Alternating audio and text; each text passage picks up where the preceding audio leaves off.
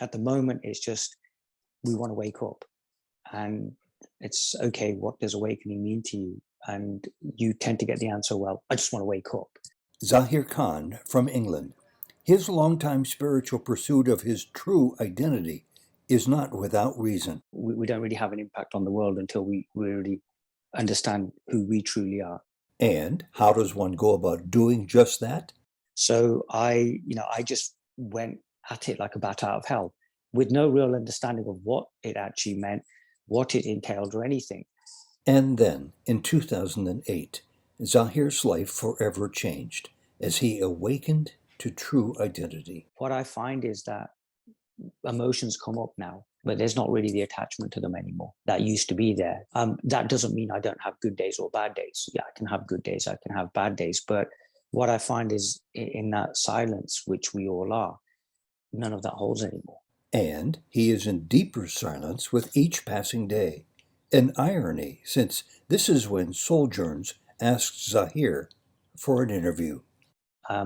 That's why I feel this interview so different, because before I would have been probably more entertaining. I would have probably been really kind of getting my ideas across, and now they all just fail. And so does emotion, so does fear, so does happiness, so does joy, so does love, because they're all transient. We don't make our home in the transient, we make our home in the permanent. And the permanent is just this expanse of silence. And the permanent for Zahir? Awareness in the silence. It's literally just seeing everything as it actually is all the time. It doesn't switch off. Nisargadatta Maharaj said something really beautiful once, which I remember reading. It was about how after a while things just drop away. And helping things drop away? Self-inquiry. When I was with the Sufis, they say a moment of contemplation is the equivalent of 80 years of worship. And I thought, well, that's kind of interesting, because we don't contemplate, and contemplation is inquiry. We never sit down and actually go, what is this all about? Well, we ask that question, who am I? That inquiry must be something organic, and I feel that's what Sri Ramana Maharishi was talking about. Would you be so kind as to describe for us, succinctly, as much as you want to, where you might be right now? In silence. Silence. But without anybody to reference that silence. And what does that look like? Amazing, beautiful, absolutely incredible. No words, absolutely no words. A Sufi awakening to his most genuine self. But yeah, it's actually being alive. It's actually they call it waking up for a reason. Welcome to Souljourns. This interview with Zahir Khan was recorded on April 23rd, 2022. Zahir Khan, welcome to Souljourns. It's truly a pleasure to be able to speak to you and see you today as we are. How are you doing? I'm very well, thank you. Very well. Zahir, I know you're a Sufi. I know you're an accomplished teacher. And I know that you're someone very familiar with the ideas of self-realization, what's called enlightenment, and what's also called awakening. And there must be another half dozen names for this process. Yeah. Is it okay with you if we start and concentrate on that part of your spiritual journey? Sure, absolutely fine, absolutely fine. Ramana Maharshi once said that the greatest gift we can give to one another as we walk on this earth is our own self-realization. Do you agree with that comment from somebody who wasn't a Sufi necessarily? I'm not sure if there's any conflict at all. And if so, why do you agree with it? Firstly, there's no conflict. I feel everything is one. It doesn't matter how we appear. I always say in a certain part of the world, a teacher will appear as a Buddhist, and in a certain part of the world, he'll appear as a Sufi, and maybe in a certain part of the world, he'll appear as an Advaitin. To me, it's just all one reality. So that's why I agree with the statement, because we can do all manner of healing and improving our lives and looking to self-actualize and follow the whole path of self-help. But until we really realize what we truly are, we don't really make we don't really have an impact on the world until we really understand who we truly are. To me, that statement, just makes complete sense. I think that's where we need to start from. That's easier said than done, though, because obviously the mind being the way the mind is, and with everything we know about this subject, there is for many a sense of impossibility that they'll seek, but they'll never find. And it's subtle, and it's whether we can sit together and really discuss these subtleties, which basically means really kind of having in-depth and really honest conversations, which can be quite hard for some people, and yet it's completely effortless. Yeah. What if I were to find out tomorrow that the new fella who moved in next to the flat, the apartment next door to mine, turned out to be a genuinely self-enlightened soul? How would I, knowing him, assuming we became friends, demonstrate itself as having an improvement in the world, knowing that there's at least one enlightened person and I know him, he's my next door neighbor? I think it would be, I mean, within Sufism, I remember hearing this particular saying. They say when a Sufi comes into an area, the area becomes abad, which basically means it starts flourishing. So what you would no doubt see is just subtle changes in the area. People just kind of become friendlier, I suppose. There's just something lighter about the whole thing. A real-time example of that is I was born in a town called Coventry in the Midlands. And there was a Sufi there called Pir Abdul Wahab Siddiqui. He's passed on now. And while he was there, there was just peace amongst the community. The Islamic world at this moment in time is going through, certain conflicts with your more liberal Muslims like Sufis, and obviously the more extreme element like the Salafis and the Wahhabi movement. And what I remember was here was a really gentle soul who would, he did what he had to do in the community. But what I noticed was it was really interesting. Although there was no conflict, the kind of more extreme element was just always kept to the side and never allowed to flourish in any way, shape, or form. When he passed on, that element became stronger almost overnight. So in that sense, I think his presence, his being, very similar to, say, Sri Ramana Maharishi or any enlightened master, was having an effect. It didn't necessarily have to be in the form of organizing meetings or having conversations. It was just their presence as such, which is very, very powerful. That's something I suppose people don't really talk about. But in this enlightened state, and I'll use the term enlightened state, there is a certain presence because there's no separation. There's no separation from consciousness, from awareness. And it is pretty powerful, but it can't really be claimed by anybody. So although it sounds like it can be claimed as an enlightened being, there isn't really anybody who can claim it. And that's the paradoxical nature of it, which makes it so effortless, but it also makes it something that has to be experienced as opposed to be spoken about or theorized about. So it's literally, we have to take that journey, or we have to be completely present, however we wish to kind of express it. You refer to this man as being a very gentle soul. It sounds to me, the way you've been talking for the last minute or so, that was the element that impressed you the most, that brought the best of his essence to the world. Yes. I mean, I wasn't his student. I mean, I found out afterwards. I mean, I had absolutely no idea about spirituality up until about the age of 23. So I didn't know at the time he was a Sufi. I didn't know anything about any of this. I just remember I didn't really tend to go to the mosque. I'd go there for the Eid prayers. And to be honest, he'd make the same speech every year in, year out, because it's kind of literally in my head. But there was just something about him. And there are videos of him on YouTube when, in the end, he was diagnosed with having cancer. And he's gone to Holland to make a speech. And here's a man who knows he's facing death. But the way he's handling it is just so gracious and just so humbling to watch.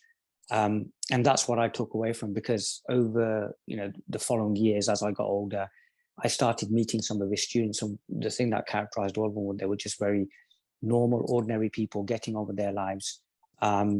Just incredible people. I was fortunate enough to sit in rooms with some of them, and they didn't talk about Sufism or any sort of spirituality. They're just very being was enough. So that was absolutely incredible for me to have been in that situation.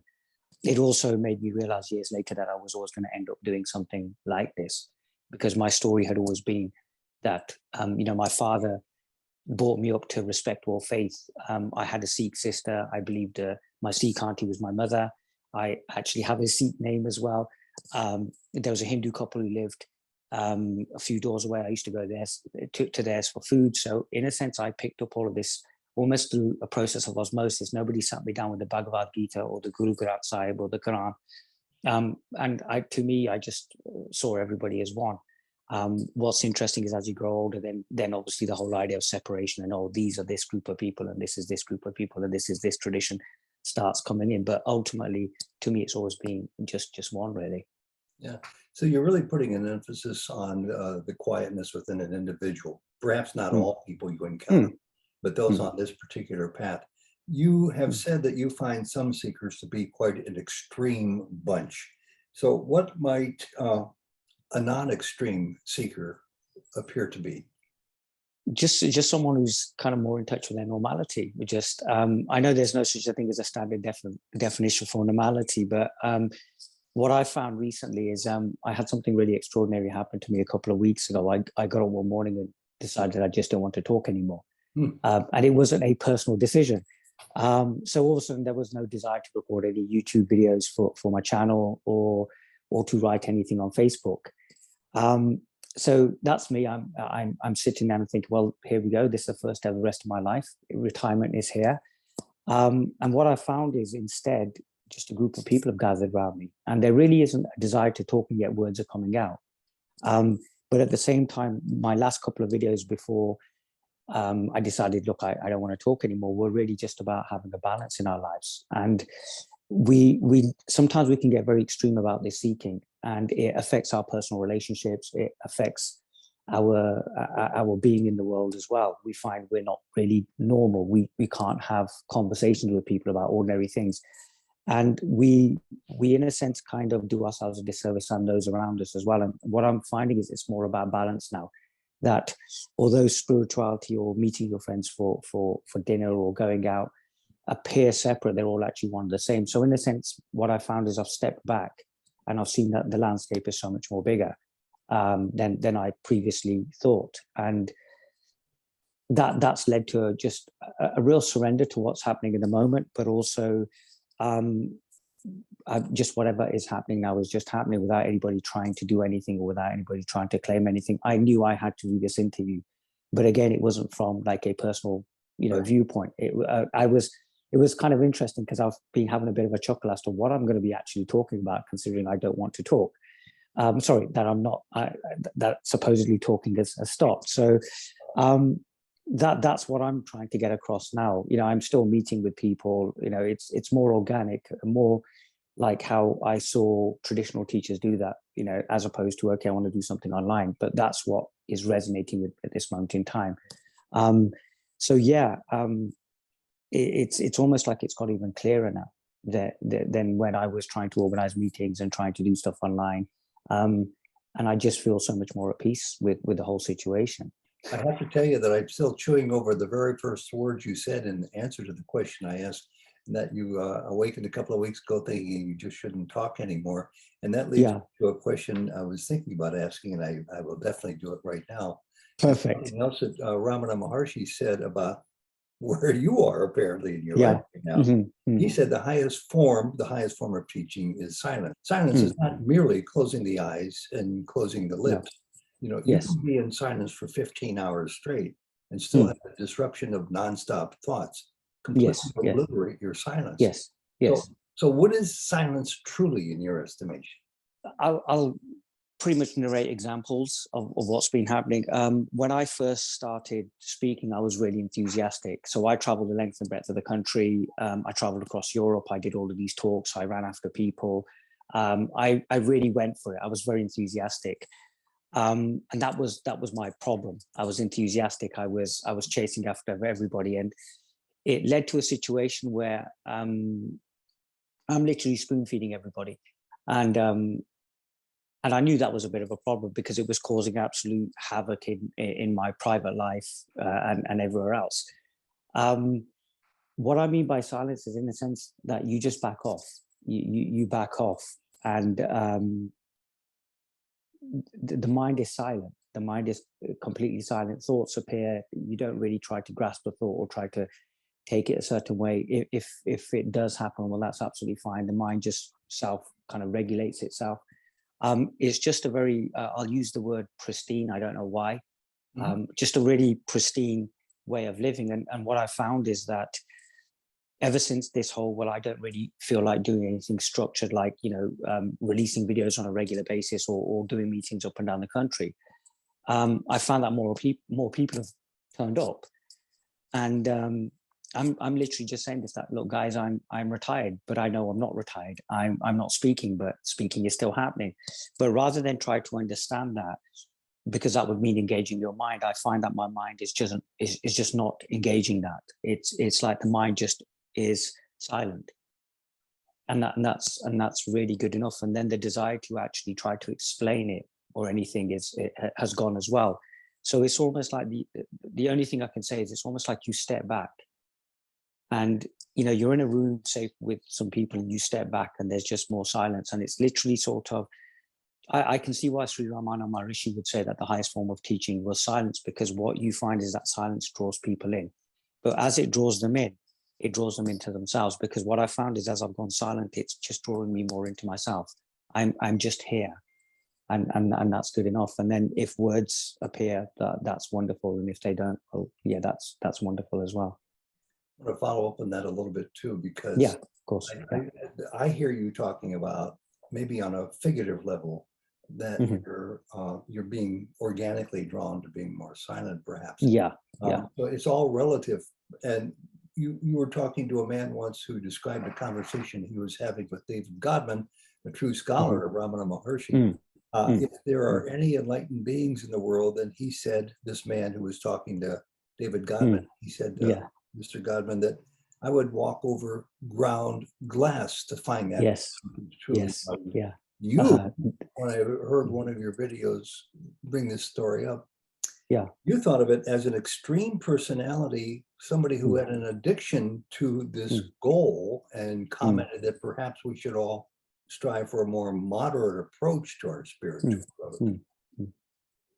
The reason I say that is I meet, they're well-meaning people, but sometimes taking such an extreme view about I really need to wake up and I really need to wake up becomes the biggest barrier there, because then there's this emphasis on waking up, and it just becomes this huge barrier. And sometimes it's about slowly trying to dismantle that. What I find is that when people first come into a room, they'll say, oh, I want to wake up. I want an awakening. I want to be enlightened. And when they're questioned as to what enlightenment is, or what they feel awakening is, what you'll tend to find is they've absolutely no idea what it actually means. When you go a little further, what you'll find is it's probably not awakening that they're looking for. Sometimes it's a relationship issue. Sometimes it's a financial issue. And what you find is, in resolving that, this desire for awakening just dies slowly but surely, or just dies, which consequently makes them more able to wake up then, because there isn't this huge barrier. There isn't this pressure that they're putting themselves on, that I've got to wake up right now. So I feel moderation is the way forward. And I've noticed that with a lot of teachers that I've sat with as well. I mean, I had the pleasure of sitting with Russell Williams, who was 96 years old at the time, and he was known as the Nisargadatta of the Northwest. And he, 2 days a week, did these 3-hour meetings in a small living room in Sale, Manchester. And I had the pleasure of talking to some of his students, and one actually said to me that it had been a very lovely, gentle, drawn-out process with him to this awakening. And I think the reason for that is Russell's awakening had been quite violent and quite, like just came out the blue, and he was having a real hard time, I think, integrating it. I mean, I think that's why he took a softer approach. And I think when you have somebody saying, look, I would go over ground glass, that person's not listening. That person is completely oblivious to what's happening in the moment. And it's really just about slowing that person down, bringing down those barriers. Rumi spoke about, your task is not to seek for love, but merely to eradicate the barriers. And to me, when somebody's extreme, it's a barrier. And it's how we deal with that. Sometimes it's about directly challenging that barrier, or sometimes just sitting with that person, and taking a softer approach. Right, but still embedded within your comments, there does seem to be somewhat of a contradiction too, because I know so many people, the vast majority of people who are on a similar spiritual path, meaning Yes. I've been a longtime follower of Sai Baba, who left his body in 2011, my wife and I the same way. And the vast majority of fellow seekers of Sai Baba, devotees of Sai Baba, this is an area in which they have very little interest to pursue the truth of who they really are. They'd rather do seva, charity work. They'd rather repeat the name of the Lord. Yes, yes, yes. So Sai Baba once famously said, actually, I'm sure he said it more than once, but it got my attention the first time I became aware of it, that there's one addiction in life that he approves of. And I thought, oh, I wonder what that's going to be. It's the addiction to God. Well, that would put me squarely in the group of this fella who said he was willing to walk on cut glass. Is that a contradiction to to find out the no, truth not of who you are? no, not really, because I think sometimes people don't actually know what they're saying. Ground glass and God are two separate things altogether. I think sometimes the reason when these extreme statements are made, what you'll find, it's a misunderstanding of what awakening actually is. It's something that's been heard. And I remember when I first came across the term enlightenment, I was reading about an American mystic called Lester Levinson, who spoke about meeting Sri Ramana Maharishi in a dream. And I came across this word called enlightenment. To me, just upon reading that, I was like, oh my God, enlightenment is the cure to all my problems. So I just went at it like a bat out of hell with no real understanding of what it actually meant, what it entailed or anything. And 99% of my journey, I say, kind of came to a halt when I finally decided I wanted to be free. And it was something that I had to admit to myself, because I'd been sitting with Sufis, pundits, gurus, and all I wanted to do was seva. We were there doing khidmat. If the teacher told us to stand up, we stood up. When he told us to sit down, we sat down. When he told us to eat, we ate. But ultimately, if I really looked at it, why was I there? And one day I finally admitted that I wanted to know what this man knew. And that was most of my journey pretty much completed. Then the remaining 1%, as I say, was, okay, how do I do this? Because it was almost like just this huge shock of I finally admitted something to myself. It's whether when we're making those statements of we're going to go over ground glass or we want to wake up, we try to get behind it, because that's similar to someone saying, I don't want to wake up, I just want to do seva all day long. And I understand this whole concept of seva as well, because in the East, we have a different relationship with our teachers. I mean, I'm born in the West, but I remember taking my bayah, which is a pledge of allegiance to my sheikh. And, I was cleaning toilets, and I was doing, we call it khidmat, which is seva. And it was strange. I thought nothing of it. I didn't object to it. I think there was once when I objected to it, because I remember going to Pakistan and all the UK students were going to the local bazaar and I was told to go clean a floor. That was about the only time I grumbled. But it was just something innate. But I think that's because spirituality is slightly different out there. And we have a different version. If anything, I think we're in an infancy here. I think a couple of generations from now, we will probably realize that, yes, seva is a way to God.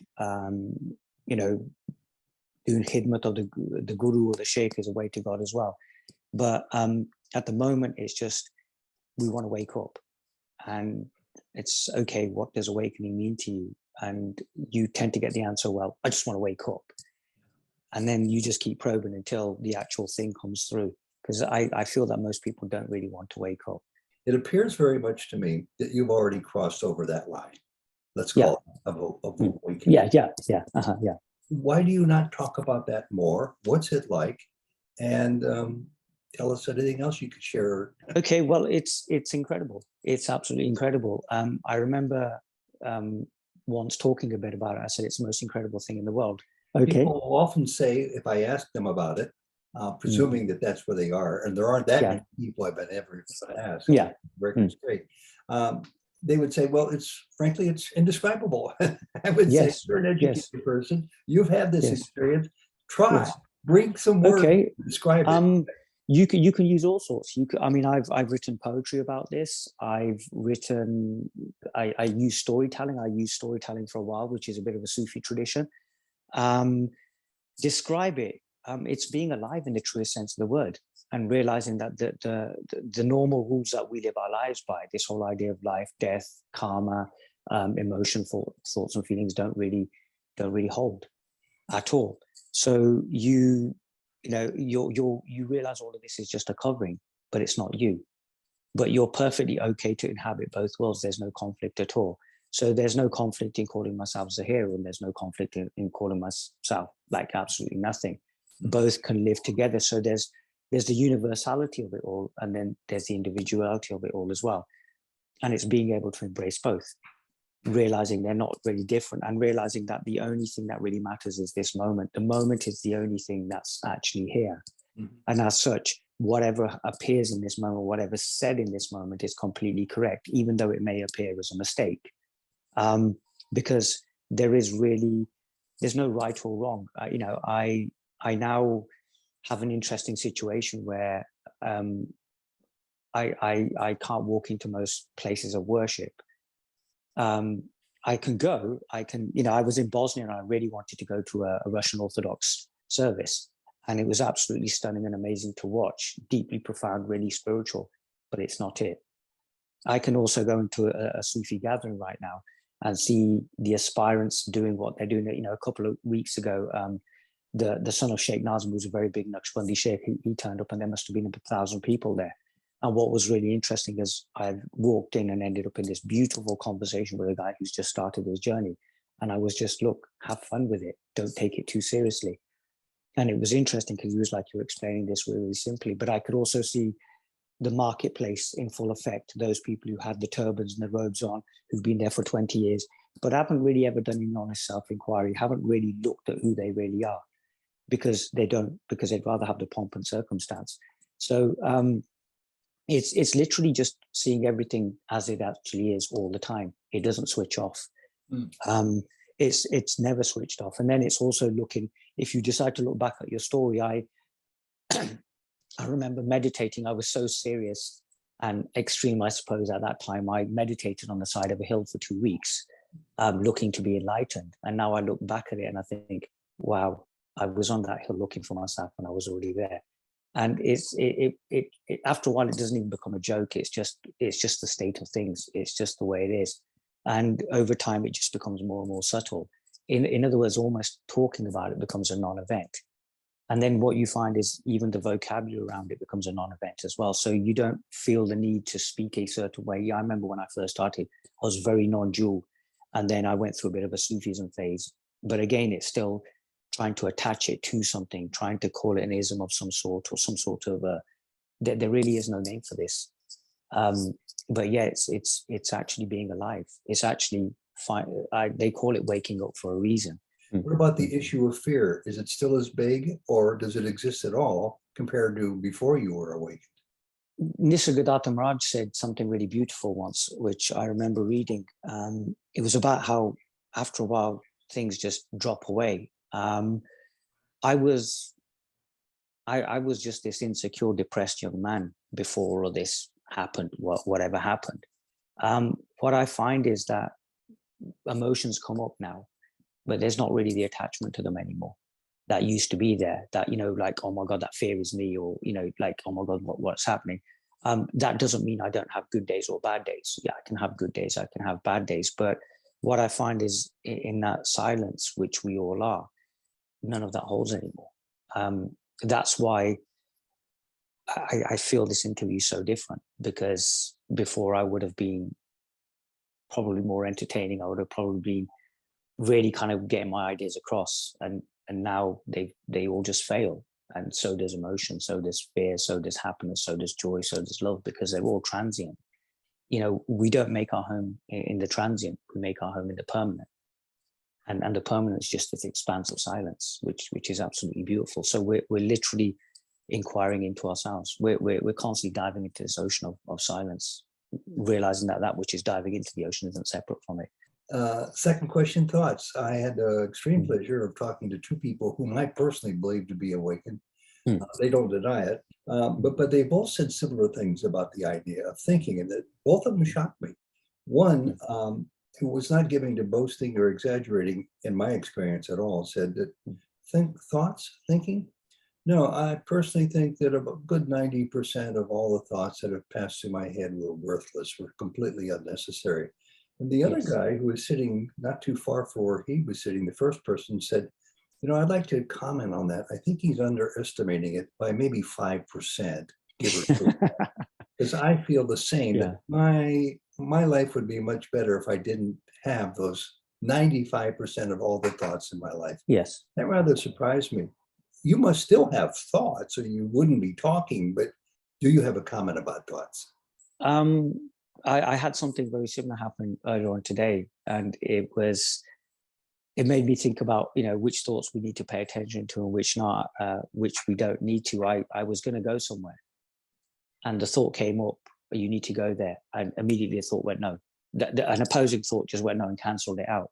There was nothing, and I knew that was what I had to do, because sometimes we can use our thoughts to know what happens next. The excessive thinking, I agree with that. After a while, what you find is a lot of this stuff just drops away, and then only when it's really needed. So in that sense, we live very efficiently and very simply and very, very naturally. And what you find is, and I'll throw the idea of time into it, over time it gets simpler. So, maybe once upon a time there was 40, 50, 60% thoughts, then it goes to 70, 80%, then 90%, no, there's no thoughts.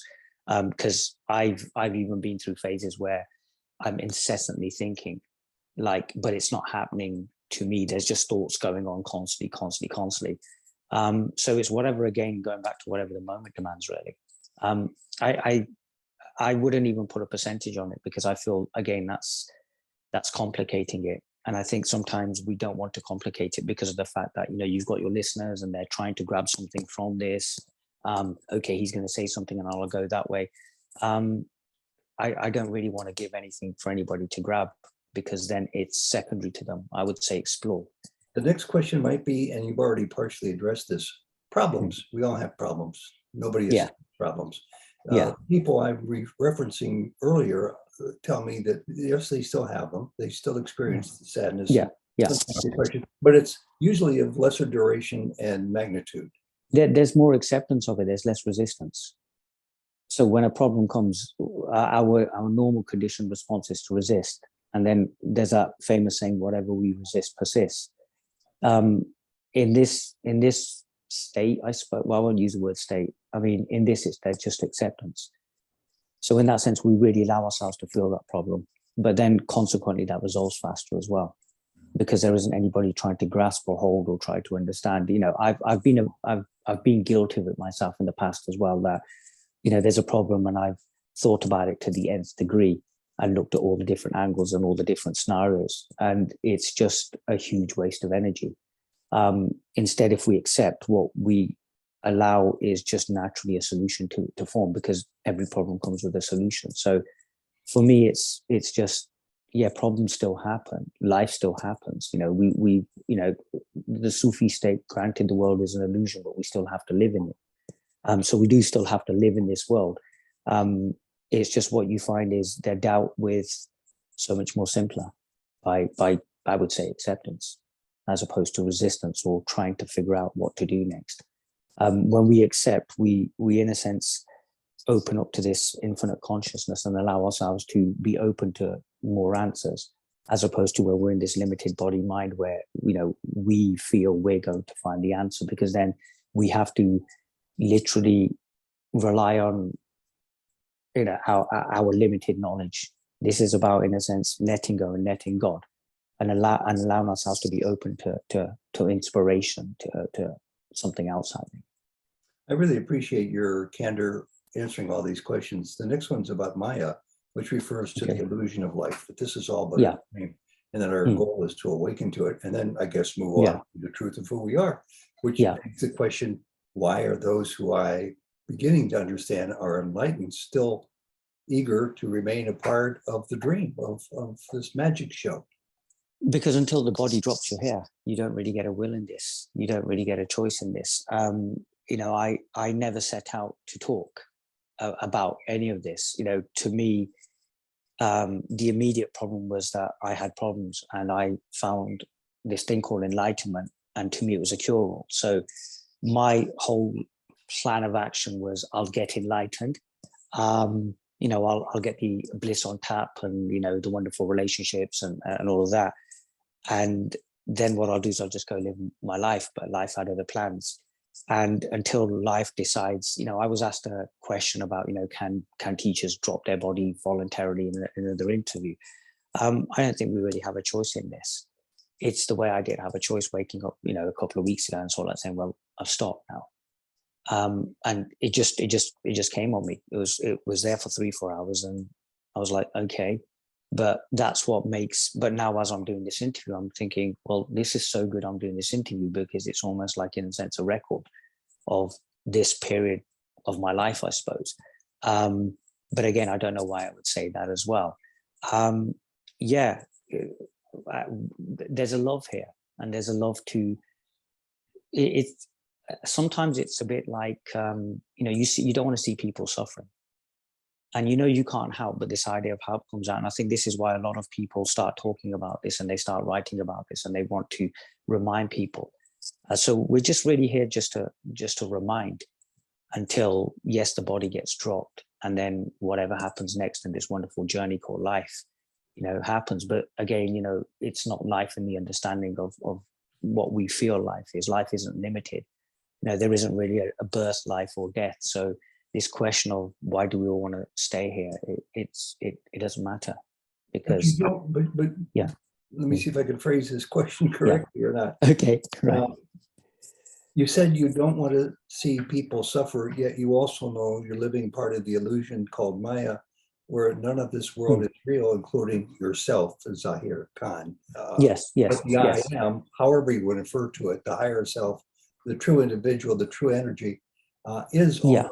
So why would you be concerned? I don't mean this in a facetious way, nor do I mean it without humility. No, of course. No, why would you be concerned about what appears to be the suffering of another person if you don't believe it exists? Because the other is you, and because while we're here in this Maya, we have to live by its rules and regulations. Otherwise, this is why spiritual bypassing has become, such a big issue. It's just happening. What I found, and this is, I've seen this in traditions, across all traditions, that when people wake up and if they go on to teach and everything, they become, if anything, they become more into the illusion. They become like, members of their community. They start doing charitable work. They establish ashrams.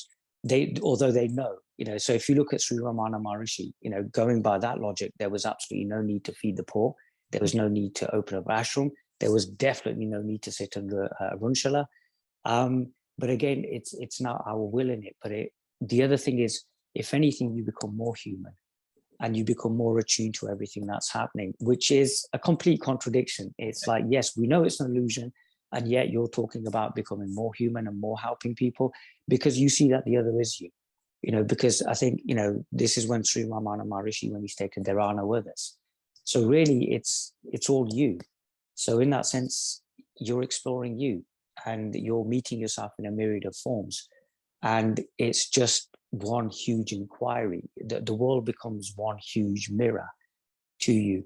And yet we know that there isn't really an apparent mirror there, that you are not separate from the mirror as well. So because of that, we engage, because that's what this thing is doing. It's in the Quran, it says, I was a hidden treasure, I wish to be known. And that's really interesting, because I remember saying, but who did it wish to be known to? But I think that's what it is. It's an exploration then. It's a deepening in this reality, even though we know, a lot of my Neo-Advaita friends would say, well, there is no levels and there is no deepening, there's just now. Well, okay, it's just a deepening in now then in that case. But again, that's where we have to fall back into the silence, because the words are so contradictory. And if you try to follow a conversation like this, it's like, hold on, I get what he's saying. Now he's gone down this dead end. Now he's contradicted himself. And I think that's where, going back to this beautiful quote by Ramana Maharishi about silence, we fall into the silence, because in that silence, there isn't that complication. There isn't these apparent dualities. And yes, we know it's an illusion, but are we experiencing it? Are we experience that it's an illusion when we're in that silence? Because that's when we're really home. But from there, we can look out at this apparent existence that we've created, and realize that it's just really just one. It's just different manifestations of the one reality, all huge invitations back home. You mentioned earlier about your students, and some of them would walk away and return to you with what appear to be, these are my words, an awakened essence within themselves. Your words, your teachings are helping to others become awakened. That's great news. I think it's, I wouldn't say it's me. I wouldn't say it's me, because I really hope you, well, it would be different now. I really wish we had a time machine. We could go back a couple of years ago to some of my talks, because they were absolutely crazy, and they were frenetic, and they were storytelling, and they were singing, and all sorts of weird and wonderful things. But that was what was absolutely right then. And I came across as a very aggressive, kind of teacher. And what I found is, for the right person, it will make perfect sense. That they sometimes, you have that raging sage, and sometimes you have that really silent sage as well. And I've kind of pretty much, I suppose, done both. But what I found is, yes, you do whatever needs to happen in the moment. And when it needs to be heard, people return, but they return because what they met was themselves. And then that's when the conversations can happen. So I've got a few people some people I've even thrown out. I threw a load of people out recently. And it was because I was saying, look, you're coming to these meetings, they're turning into a crutch for you. You need to go and live your life. So they got thrown out. They've come back. They've been living their life, and they're saying, oh, you know what? You're right. Now we want to hear more, because we're talking about life in the truest sense of the word, like really being alive in the truest sense of the word. Being able to live in Maya, and also realizing it's not real. So that really requires us to look completely at ourselves constantly. Yeah. I relate to what you're saying. Years ago, I was asked several times to give a talk about my impressions. And I thought, this is going to be a task I'm not up for. So I'd think hard, write a good talk, and file it away and say, there. If I'm ever asked a second time or a third time, I'll just pull that out and go to it again. I found out that it always changed. My outlook always changed. My understanding would change. My feeling of what I might have said earlier was changed, just like you talked about it. Yes. So it's in flux forever. Of course. In grasp of this whole concept. I absolutely infuriate people with the, oh God, it's changing again comment, or something's changing. And you'll always hear me say something's changing, because it's never static. The Bhagavad Gita talks about it being ever fresh and ever new, which means it will never be static. When it becomes static, it becomes crystallized, it becomes a religion, it becomes an ideology, it becomes a faith. It then has people who learn it and then try to become its custodians. And nobody can claim custodianship of this. And that's what's so beautiful about it.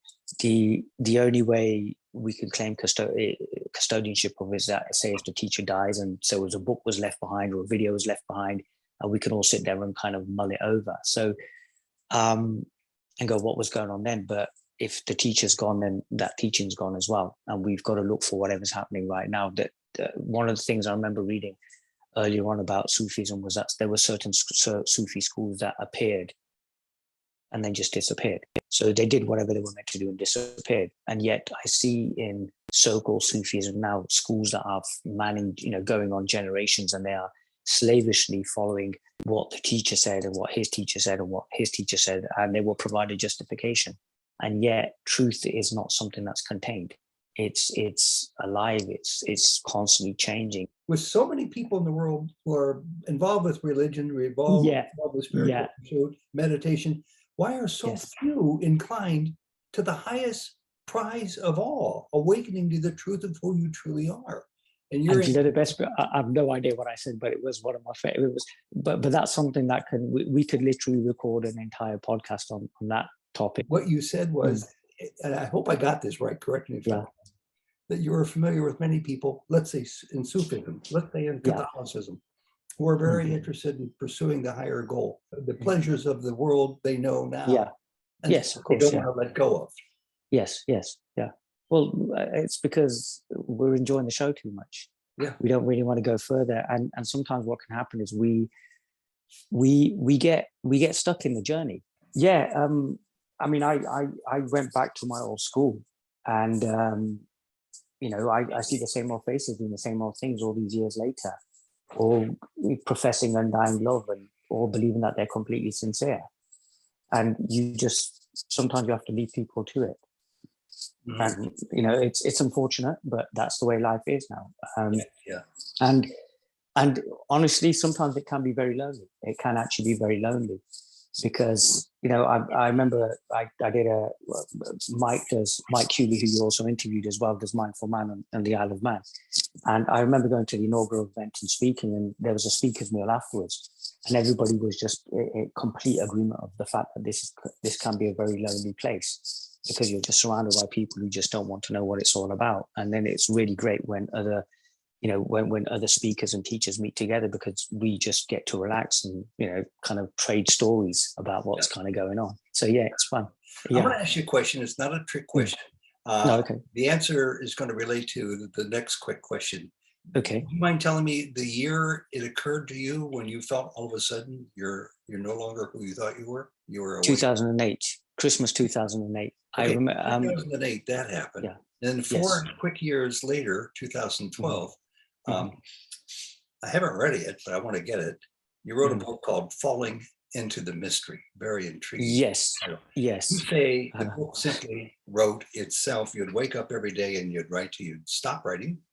Yes. Falling into the mystery, the way Falling into the Mystery happened was I just got up one day and I borrowed my sister's laptop and I started writing, and I had no idea why I was writing the book. I thought it was something about, I don't know, some sort of a cathartic release. And then 2 weeks later, I wrote the book.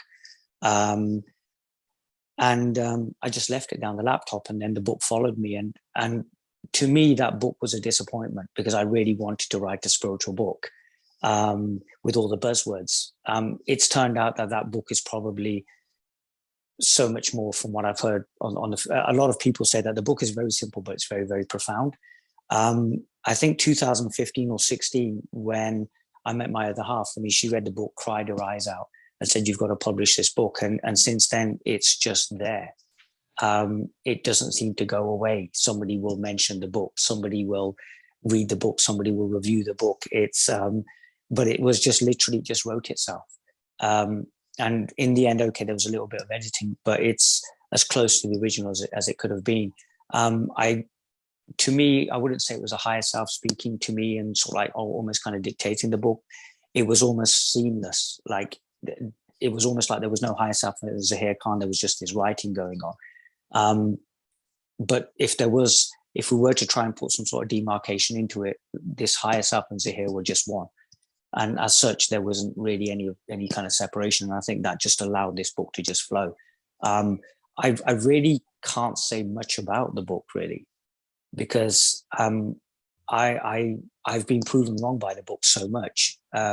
So many people have said, "Oh my God, I've read this book and it's really profound." There's one friend of mine who goes, "Look, I can come to a talk and I know exactly what you're going to say.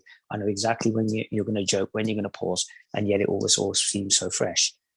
Because one of the things I've found is there's always a storytelling element in all of this, where I will always get asked about the book, or I'll get asked about my story.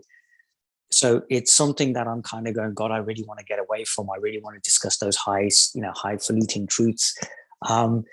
But it seems to work. And there seems to be just this kind of, I suppose, a body of knowledge. I suppose that's the wrong word. Just this is how I teach.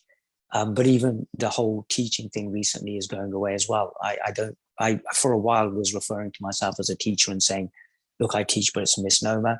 Now I seem to be just going towards I'm a speaker. So what you find is it just simplifies.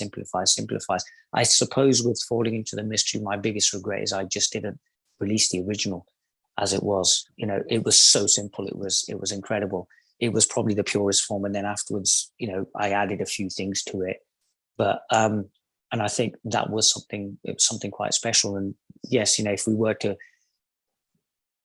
play with this idea of Zahir was talking to his higher self, then I think the original version was just the purest version there was. Ramana Maharshi's teachings of self-inquiry is quite important to me. Way late in life did I finally discover dearly how important they are. Did this or something like this concept of self-inquiry play a major role in your own ability to self-identify, to find your truth? in the book, I was naturally doing inquiry without realizing it. So I was asking myself questions like, well, what does it mean to wake up? How will I know if I've woken up? Why am I doing this? There was a comment prior to that when I was with the Sufis. They say a moment of contemplation is the equivalent of 80 years of worship. And I thought, well, that's kind of interesting because we don't contemplate, and contemplation is inquiry. We never sit down and actually go, what is this all about? You know, if we look at society, we are all being fed a diet of fast food, mainstream media, distraction. And distraction, yeah. So we never really, moments of contemplation, I can see how precious they are. Moments of inquiry, I can see how precious they are. But there's a caveat with that as well, that we can't take that inquiry and turn it into a technique. That inquiry must be something organic. And I feel that's what Sri Ramana Maharishi was talking about, that inquiry must be something that's organic and spontaneous and arises as and how it arises. So we could most probably go months without inquiring, and then just life puts us in this situation where we ask that question, who am I? What's prompted what's happening at the moment with me is that I was holding a retreat about 2 months ago. And one of the questions I tend to ask is, who are you? What do you want? Those are my two stock questions. And I think it was a Sunday, and I got up and I was brushing my teeth and I looked into the mirror. And as I looked into the mirror, I just asked myself, what is it that you want? And I was like, whoa, what happened there? It was just fleeting. I was like, whoa, what happened there? And since then, what's happened is I've kind of realized that I chased so many people. I was running after people and what have you. And it really didn't serve me. So now there seems to be this going inwards. There seems to be this emphasis on inquiry, self-care, just really being my own best friend, so to speak. And I remember reading something about if you can be comfortable with your own silence, it's something quite incredible. And I really enjoy my silence. Because I realize I'm not separate from there. And I think that's why I'm really glad I'm doing this interview now, because that's what I really wanted to say. It's just like, if you can befriend your silence, that's something really beautiful. And that beauty is who you actually are. And I think that's what I've been trying to get to. So in that sense, yes, it's befriend your silence, because in that silence, that inquiry will go silent as well. I used to have a similar thing. I remember when, I first heard about enlightenment, and I wanted to be enlightened in my 20s, and then I wanted to be enlightened in my 30s, because I was like, I need to get enlightened and then I can go live my life. I think it just happens when, there's that saying, when the student is ready, the master will appear. Yeah. And I think that's what it is. It's just such a joy that, that we found this place, that we're now really looking ourselves. Yeah. And it's beautiful, This is why, going back to the beginning of the interview, to me, I don't really see a difference between Sufism or Advaita or Buddhism. I feel if we were to put these teachers together, they would all be saying the same thing. It's just different geographical locations. So to me, Rumi was a master of Advaita, and Ramana Maharishi was a master of Sufism. They were really just all one and the same. We are all one and the same, and that's the main tenet of what we're all trying to understand. And about Ramana Maharshi referring to the concept of pointing, going to pointing, meaning I think pointing to the inner self to learn more about yourself. That requires tools, in my estimation. In other words, when the student is ready, the teacher appears. But you better come well equipped when that teacher appears to have some tools at your side to help you probe your own inner life. How do you acquire those? What do those tools look like to you? The teacher I sat with for 8 years didn't say anything to me. And I feel now that he spoke to me for about 10 minutes or so. And I think 7 minutes. So 7 minutes of those was somebody else reading something about a book. And whenever he did, decide he wanted to speak to me, it was normally something quite derogatory anyway. And I'm so glad he did that. I'm so glad he did that, because firstly, what could he have spoken to this person about? Because I had no idea what was going on. And I think what happened was naturally an observation started happening. And that's how I learned. I then found that after this whole thing just stopped, I was bumping into teachers, and somehow I was just picking up methodologies, but not in a structured way, again, just by observation. Sometimes we just need to be there. Sometimes we just need to be in the presence of that teacher. We don't really need to ask them questions or anything. In the Sufi tradition, they say if you have a question, hold it in your heart and the teacher will answer. It's all very eloquent, but I see that happening across all traditions. The thing with tools is it's when we make them structured, then we can create a problem, because then the student can have an issue as to when to let that tool go. There is a point when you have to let go of self-inquiry and you have to completely surrender.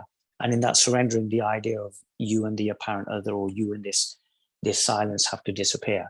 I think that's where the teacher comes in, because a good teacher will literally be with you until that conversation goes inwards, and then they back off, they observe. It's as simple as that. And along the way, they'll give you tools, but they will also make sure that you don't get addicted to those tools. So a good example of that is in the school that I was with, we would whirl. So we did Rumi's whirling. And I remember going to Pakistan, and I was quite self-conscious about whirling, but on this particular festival, I whirled, and I really, really whirled. And there came a point where just towards the end of the actual gathering, a certain quality came on, and I got up to whirl. There must have been a couple of hundred people there, and the teacher just went, "You sit down." In other words, no, you can't use that tool now. So literally a good teacher will literally know when to take those tools. Well, not even know when to take those tools away, just literally tell you when not to use those. And we've also got to kind of exercise our own discretion as well, that if we start seeing the method or the tool as everything, then we're stuck and we need to drop that. We have to let that go. So ultimately, all of this has to go. This is a very exciting journey you're explaining here with the words you've used over and over about how you're today, not where you were 7 or 8 months ago when I heard Yeah. Where do you think you might be in 10 years from now? Absolutely. This is the beautiful thing about it. It's I tend to say to people, it's like I won't be who I was 10 minutes ago, because there is that change constantly going on, and yet that change is the only constant that's happening. It's that whole ever fresh, ever new. But what you find is, as you go further, and we'll go with this idea of 10 years from now and everything, there's just more and more of a surrendering. I remember once talking to a friend of mine, and I was newly minted, so to speak. I was in Glasgow and I was very non-dual, and I was doing a talk, and I said, "I'm so here, and I'm so now, and I'm so present.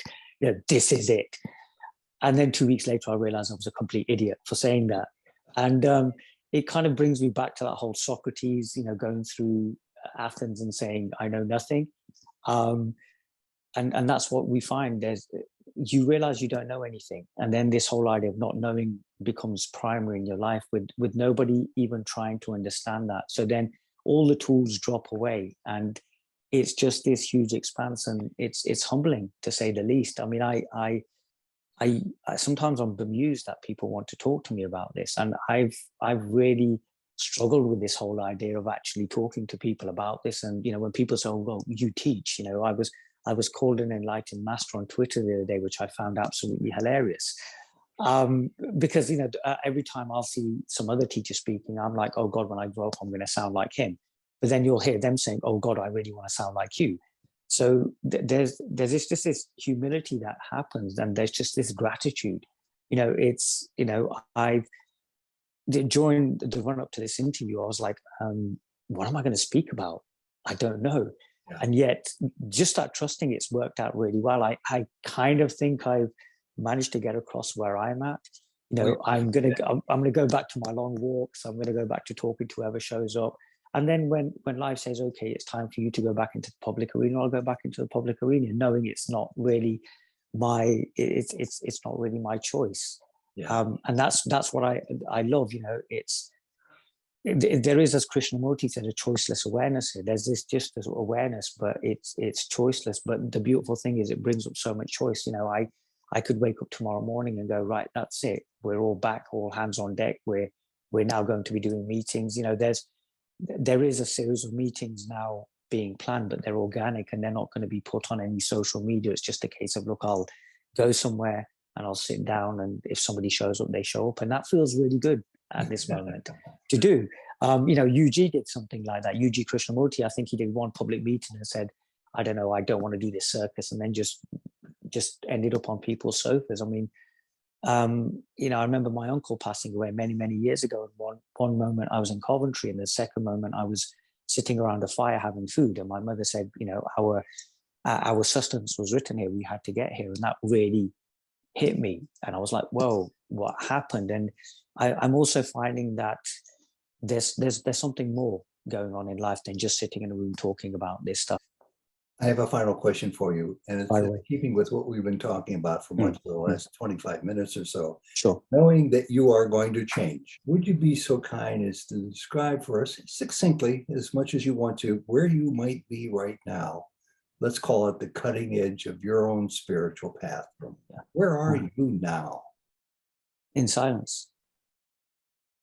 Silence. But without anybody to reference that silence.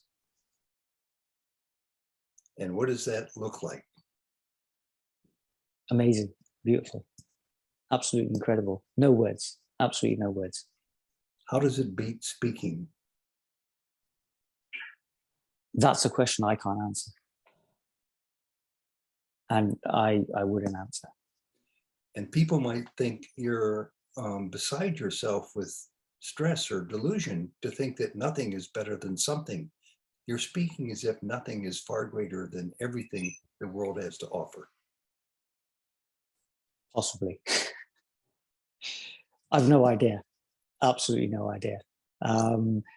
Yeah, no idea. That's the beauty of it.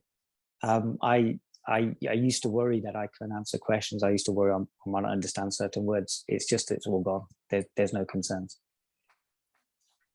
But you still see the need, I hope anyway, for my sake and the sake of many others who are interested in your message, that as good as silence is, there will still be the occasion when speaking is important to help us all find this out. Yes, yes. Of course. In that, there's no will. In that, there's no will. I don't get a choice as to when to speak or when not to speak. The silence also speaks. And that's something that you have to experience to understand. Of course. Yeah. We can theorize about this all day long, and we can write books, and we can break down why a certain teacher said what they said in that time, in that context, in that space, but it means nothing until we ourselves dive into the ocean and realize ourselves for what we truly are. Zahir Khan, thank you very, very much. Thank you so much. I'm more delighted than I can express. I'll have to go into silence myself to fully appreciate what this hour plus time has been about. I've really enjoyed this. Thank you. Yeah. Thank you so much. Honestly, it's been so much better than I thought. It could. Just wow. And I hope and pray to see another time when we can do something similar again. I look forward to it. It will happen. I look forward to it. Bye-bye. Bye.